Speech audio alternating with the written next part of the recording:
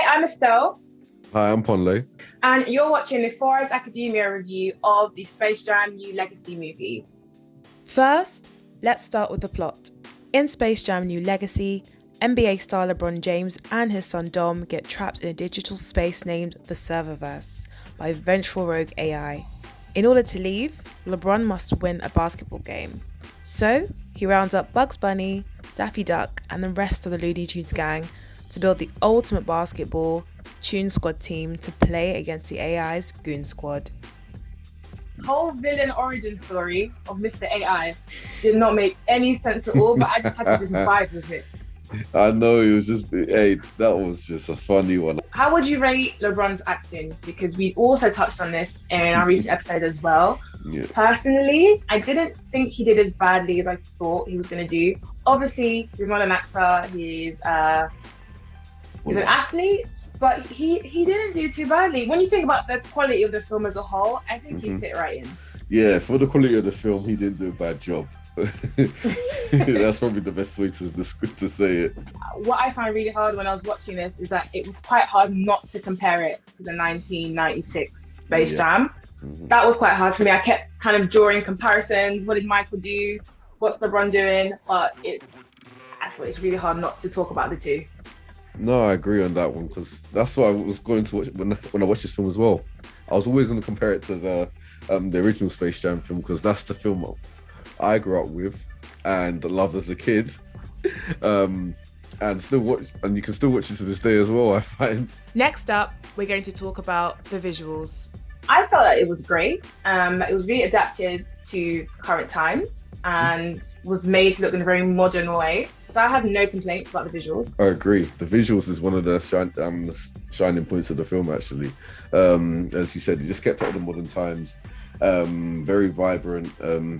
You really did see as well when they brought out, even when they first went the Toon model, I still like that the cartoonish look was really quite well done. And then when they all brought into the kind of made 3D, it was still, they kept up the visuals as well. The CGI was very good, I thought. Yeah, so yeah. I can't complain about CGI. Yeah, it was too long. Too long. I think it would have been much better if they had made it shorter.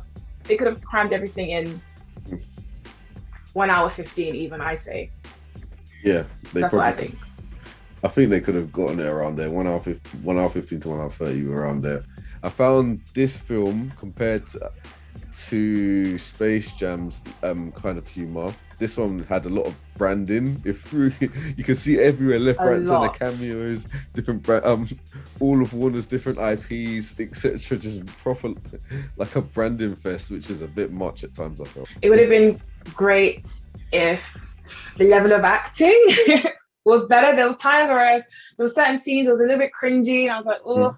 This film's a bit too old for me. Or can the acting kind of level up a little bit? I'm not sure if that was kind of maybe designed in a way to kind of meet the level of acting that LeBron was going to give as a character. But in saying that, Michael Jordan was not an actor, and I felt it still felt he delivered better. Yeah, it's not as good as nowhere near as good as the original. It has nothing on the original, to be honest. Ponle, and is this nostalgia speaking? No. Or what is the comparison point? Because some of us were really in bondage with nostalgic stuff. I feel like I enjoyed the humor more in the original, to be honest, for one. Okay. Yeah, and even the Star Wars not even aged at all. I don't think it's aged well. I think the film's aged well, actually, so I should say. You could watch it tomorrow, basically, and still enjoy it. Yeah, exactly that. I would have liked this film to follow different paths to the original. I felt like I was watching the same thing. Main character gets trapped into the universe, they have to come out. Main character, trapped in the universe, they have to come out. Obviously, we both didn't really expect anything much from this movie anyway, but it would have been nice to see the New Legacy film take a slightly different direction to the original. Out of 10, Ponle. Out of 10. I found like it's going to be a 5. Maybe. That'd be nice, maybe. That's generous. I was about to give it 4.5. We'll go 4.5. We'll go 4.5. Yeah. If I was like 10 years younger, I'd rate it higher. But yeah. Basically, it's a film for the family, so take your kids.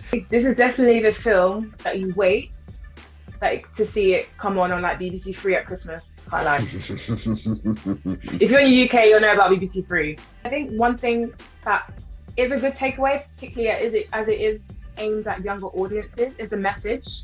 The main message was just follow what you want to do. Like, don't let anyone kind of discourage you. So when relating to our main character Dom, and just to follow your passions, that's just the key message. From that. And I think with these types of movies, there's always like a learning lesson at the end of it. And I think this one was a really positive one to end with. Yeah, it was just to be yourself and follow your dream, follow your passion, as you said. So yeah, it was a nice message for kids. I can't lie, it was giving Power Friendship vibes though. Oh no, absolutely. That is absolutely, it was the case there. So that was our review of Space Jam: New Legacy. Hope you enjoyed listening to the Forest Academia take. Comment down below and let us know your thoughts. Stay tuned to our next video and make sure you're following Forest Academia, all of our socials, and we'll see you next time.